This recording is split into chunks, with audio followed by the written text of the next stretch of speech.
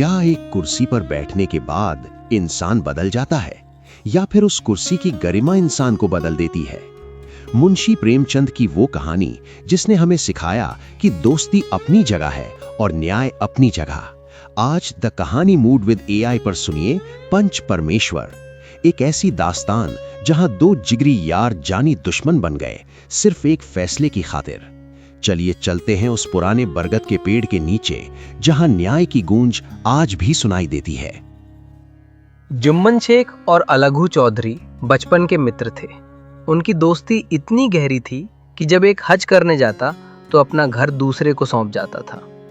न उनके धर्म एक थे, न खान पान, बस विचारों का मेल था। जुम्मन के पिता जुमराती ने उन्हें अच्छी शिक्षा दी थी और गांव में दोनों का बहुत मान सम्मान था।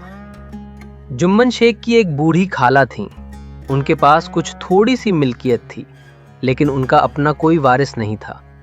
जुम्मन ने लंबे चौड़े वादे करके वो जमीन अपने नाम लिखवा ली। जब तक रजिस्ट्री नहीं हुई थी तब तक खाला की खूब खातिरदारी हुई। उन्हें हलवे पुलाव खिलाए गए। जैसे ही कागज पर मुहर लगी, जुम्मन की नीति बदल गई। उसकी पत्नी करीमन अब खाला को रोटियों के साथ कड़वी बातों के सालन देने लगी।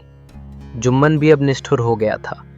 कुछ दिन तक खाला ने सहा, लेकिन जब पानी सिर से ऊपर निकल गया तो उन्होंने जुम्मन से कहा, बेटा मेरा यहाँ निर्वाह ना होगा, तुम मुझे कुछ रुपए दे दिया करो, मैं अपना अलग पका लूंगी। जुम्मन ने ढिठाई से जवाब दिया, रुपए क्या यहाँ फलते हैं? अपमानित होकर बूढ़ी खाला ने पंचायत बुलाने का फैसला किया। वे लाठी टेकते हुए गांव-गांव घूमने लगी। लोग उनकी बात सुनते, हंसते और टाल देते। अंत में वो अलगू चौधरी के पास पहुंची।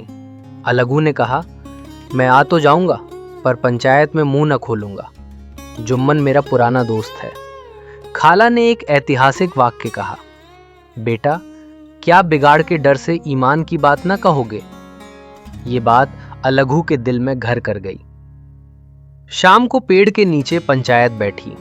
जुम्मन ने सोचा कि अलगू मेरा दोस्त है, फैसला मेरे हक में ही होगा। खाला ने अलगू को ही सरपंच चुन लिया। सरपंच बनते ही अलगू की अंतरात्मा जाग उठी। उन्होंने जुम्मन से तीखे सवाल किए। फैसला अलगू ने सुनाया, जुम्मन शेख, पंचों ने इस मामले पर विचार किया। खाला की जायदाद से इतना मुनाफा होता है कि उन्हें माहवार भत्ता दिया जा सके, अतः तुम्हें उन्हें खर्च देना होगा, वरना रजिस्ट्री रद्द समझी जाएगी। जुम्मन दंग रह गया। जिस दोस्त पर उसे भरोसा था उसने ही उसे नीचा दिखाया। यहां से दोनों की दोस्ती दुश्मनी में बदल गई।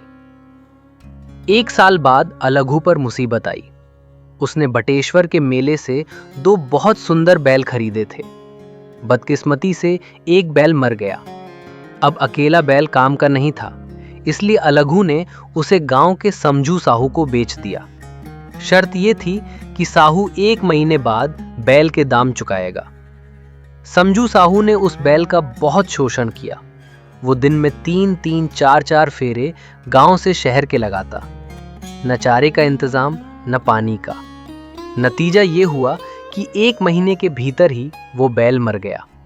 जब अलगू पैसे मांगने गया तो साहू और उसकी पत्नी ने झगड़ा किया और पैसे देने से मना कर दिया। मामला फिर पंचायत में पहुंचा। इस बार समझू साहू ने बदला लेने की नीयत से जुम्मन शेख का नाम सरपंच के लिए प्रस्तावित किया। अलगू का दिल बैठ गया। उसे लगा कि अब जुम्मन उससे पुराना बदला लेगा।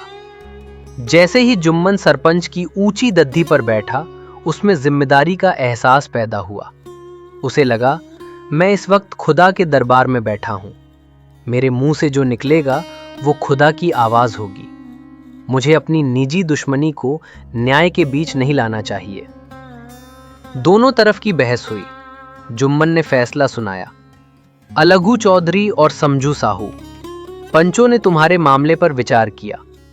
समझू को बैल की पूरी कीमत देनी होगी, क्योंकि जिस वक्त उन्होंने बैल लिया था वो बीमार नहीं था। बैल की मृत्यु केवल अत्यधिक परिश्रम और चारे के अभाव के कारण हुई है। अलगू खुशी से झूम उठा और चिल्लाया, पंच परमेश्वर की जय। जुम्मन अलगू के पास गया और गले लगकर बोला, भैया, जब से तुमने मेरी पंचायत की थी मैं तुम्हारा दुश्मन बन गया था, पर आज मुझे पता चला कि पंच के पद पर बैठकर न कोई किसी का दोस्त होता है न दुश्मन। न्याय के सिवा उसे कुछ नहीं सूझता। दोनों की आंखों से आंसू बह निकले और उनकी दोस्ती की धूल धुल गई। मुंशी प्रेमचंद की यह कहानी हमें सिखाती है कि इंसान का धर्म और रिश्ता बदल सकता है, लेकिन न्याय का स्थान हमेशा ईश्वर के समान अडिग रहता है। जहां सत्य है, वहीं परमेश्वर का वास है।